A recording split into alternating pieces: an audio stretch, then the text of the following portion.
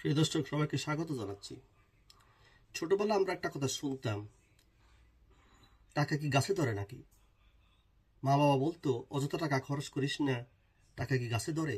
কিন্তু এখন বাংলাদেশে যা অবস্থা দেখছি, মনে হচ্ছে টাকা সত্যিই গাছে ধরে। না হলে বলুন তো, খাল খুঁড়তে গিয়ে 31 কোটি টাকা খরচ করতে হবে কেন? শুধু খাল চিনতে, মানে খাল তো পরে খোঁড়া হবে, আগে খালটা কোথায় সেটাই খুঁজতে 31 কোটি টাকা বাজেট। আমি তো ভাবতেছি এভাবে চলতে থাকলে একদিন হয়তো শুনবো, ভাই আজকে আমরা নদী খুঁজতে বের হয়েছি, বাজেট মাত্র 200 কোটি টাকা। দেখুন তো বাংলাদেশের অবস্থা। বাংলাদেশে এখন নতুন একটা অর্থনীতি চালু হয়েছে। আগে ছিল কৃষি অর্থনীতি, শিল্পী অর্থনীতি, এখন হয়েছে খাল অর্থনীতি। খাল ছিনতে 31 কোটি টাকা, বিল খুঁজতে 50 কোটি টাকা। এভাবে চলতে থাকলে একদিন হয়তো সরকার ঘোষণা দিবে, আমরা আজকে একটা নতুন প্রকল্প নিয়েছি, বাংলাদেশে কতগুলো গাছ আছে সেটা খুঁজে বের করব। বাজেট কত? 100 কোটি টাকা। আর রিপোর্টে লেখা থাকবে গাছ আছে কিন্তু সঠিকভাবে গাছ গুনতে পারে নাই। প্রিয় দর্শক, বাংলাদেশ এমন একটা দেশে পরিণত হয়েছে যেখানে জনসংখ্যা বাড়ছে, সমস্যা বাড়ছে, কিন্তু সমাধানের বদলে প্রকল্পের পর প্রকল্প নেওয়া হচ্ছে এবং সেই প্রকল্পে শুধু ব্যয় বাড়তেছে।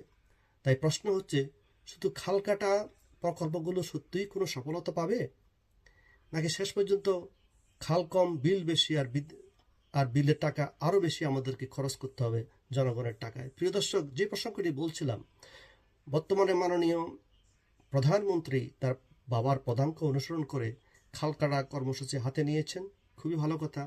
কিন্তু আমরা জানি সেই খাল কাটা কর্মসূচি জিয়া রহমানের সময় কতটা সফল হয়েছিল। আমি নিজে চোখে দেখেছি আমাদের এলাকায় খাল কাটার নামে কি দুর্বিশ্ব অন্যায়, অত্যাচার এবং দুর্নীতি করা হয়েছে। যখন কোনো পরিদর্শক আসতেন, আমাদের স্থানীয় মেম্বার, তিনি পরলোক গমন করেছেন, তাকে আল্লাহ বেহেশত নসিব করুন, উনি কী করতেন, খালে নামতেন, নেমে উনি প্রিটেন্ড করতেন যে খালের গভীরতা অনেক বেশি, উনি হয়তো বসে থাকতেন, দেখা যেত তার মাথা পানির উপরে। সেটাই ছিল খাল কাটা কর্মসূচির তখনকার সফলতা। প্রিয় দর্শক, আমরা জানি না বাংলাদেশের বর্তমান পরিপ্রেক্ষিতে এই কর্মসূচি কতটা সফল হবে, তবে আমরা তার সাফল্য কামনা করি। সাধারণত আমরা সন্দিহান এই নিয়ে। এখন আসি গণতন্ত্র নিয়ে। আমরা তো এতদিন জানতাম গণতন্ত্র মানে হলো নির্বাচন, গণতন্ত্র মানে হলো প্রতিযোগিতা, মানুষ ভোট দেবে, যে কোনো রাজনৈতিক দল তাদের ম্যানিফেস্টো মানুষকে বলবে তারা আগামী 5 বছর মানুষের জন্য কি করবে, এবং সেটা কোনো সংগঠনের ক্ষেত্রে প্রযোজ্য। কিন্তু এখন বাংলাদেশে এক নতুন সংস্করণ চালু হয়েছে, নির্বাচন ছাড়া গণতন্ত্র। উদাহরণ দিই, সম্প্রতি চাঁদপুর বার অ্যাসোসিয়েশনের নির্বাচন হয়ে গেল। শোনা গেল সেখানে আওয়ামী লীগের যারা সমর্থক আইনজীবী, তাদেরকে নির্বাচনে অংশগ্রহণ করতে দেওয়া হয়নি। কারণ কি জানেন? খুবই ইন্টারেস্টিং। কারণ অন্য যে জায়গায় নির্বাচন হয়েছে, লাইক নোয়াখালী, চিটাগাং, কক্সবাজার, নওগাঁ, চুয়াডাঙ্গা, কুমিল্লা, সেখানে আওয়ামী লীগের আইনজীবী পরিষদ সংখ্যাগরিষ্ঠতা আসন পেয়েছে। সেই ভয়ে এবং সেই আতঙ্কে তারা চাঁদপুরে আওয়ামী লীগের যারা সমর্থক আইনজীবী রয়েছে তাদেরকে নির্বাচনে অংশগ্রহণ করতে দেওয়া হয়নি।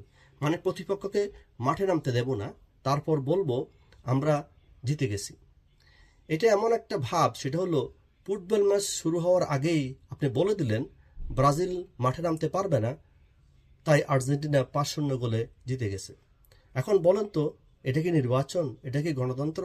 নাকি এটা ওয়াক ওভারের দৃশ্য? আর মজার ব্যাপার হলো, এই জয়ের পর কিছু আইনজীবী তারা মালা পরছে, মিষ্টি বিতরণ করতেছে এবং নির্লজ্জ উল্লাস প্রকাশ করতেছে। তাদের ন্যূনতম কুণ্ঠাবোধ নেই, ন্যূনতম হীনমন্যতা নেই, ন্যূনতম অপরাধবোধ নেই। এই যদি বাংলাদেশের আইনজীবীদের মনের অবস্থা হয় বা বিবেকের অবস্থা হয়, তারা বাংলাদেশকে কি উপহার দিবে? তাদের কাছ থেকে যারা ক্লায়েন্ট, তারা কি ধরনের সার্ভিস পাবে এবং তারা কোর্টে কি ধরনের কেস উপহার দিবেন? দেখে মনে হচ্ছে ওরা বিশ্বকাপ জিতে গেছে। কিন্তু প্রশ্ন হলো, যে জয়টাতে প্রতিযোগিতা নেই, যে জয়, সেই জয় কি সত্যিই সম্মানের? অনেক মানুষ বলছে এটা গণতন্ত্র না, এটা হলো ডেকোরেশন তন্ত্র।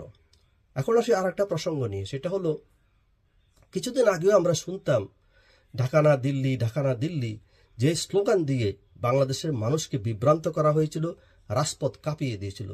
কিছু রাজনৈতিক নেতা বলতেন বাংলাদেশের রাজনীতি নাকি ভারত থেকে নিয়ন্ত্রণ করা হয়, বাংলাদেশের যারা আগে শাসক ছিলেন বা আওয়ামী লীগ ছিলেন তাদেরকে বলতো ভারতের দালাল, কারণ তারা ভারতের দ্বারা নিয়ন্ত্রিত হতো, এবং সেটা নিয়ে অনেক প্রপাগান্ডা ছড়ানো হয়েছিল। মিটিং করলে বলতেন বিদেশি প্রভাবে চলছে। তো এখন আমরা কি দেখছি, বর্তমানে যে সরকার, সেই সরকারই ভারত দ্বারা নিয়ন্ত্রিত এবং ভারতের দ্বারা সমর্থিত, এবং তাদের মাস্টার প্ল্যান অনুযায়ী সরকার ক্ষমতায় এসেছে। আগে যে নেতারা বা এনসিপি বা জামাতে যে নেতারাই ভারতের বিরোধিতা করতেন, এখন সেই নেতারাই ভারতীয় কূটনীতির সাথে বা ভারতীয় রয়ের এজেন্টদের সাথে কফি খাচ্ছেন, চা খাচ্ছেন, খোঁজ গল্প করছেন। কেউ কেউ তো ছবি তুলেছেন, সে ছবি আবার অনলাইনে পোস্ট দিয়েছেন। দেখে মনে হচ্ছে পুরনো বন্ধুর সাথে যেন রিইউনিয়ন তাদের।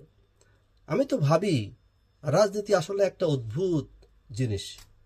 যে লোকটা গতকাল বলছিল বিদেশি প্রভাব চলবে না, দিল্লি না ঢাকা, ঢাকা, আর সে একই ব্যক্তি বলছে এক কাপ কফি হলে মন্দ হয় না।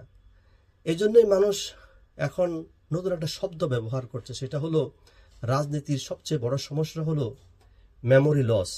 যখন তারা বিরোধী দলে থাকে বা রাজপথে থাকে, তখন অনেক সুন্দর সুন্দর কথা বলে, অনেক বয়ান দেয়, অনেক নীতির কথা বলে, আর যখন ক্ষমতা যায় তখন তারা সব বেমালুম সব ভুলে যান।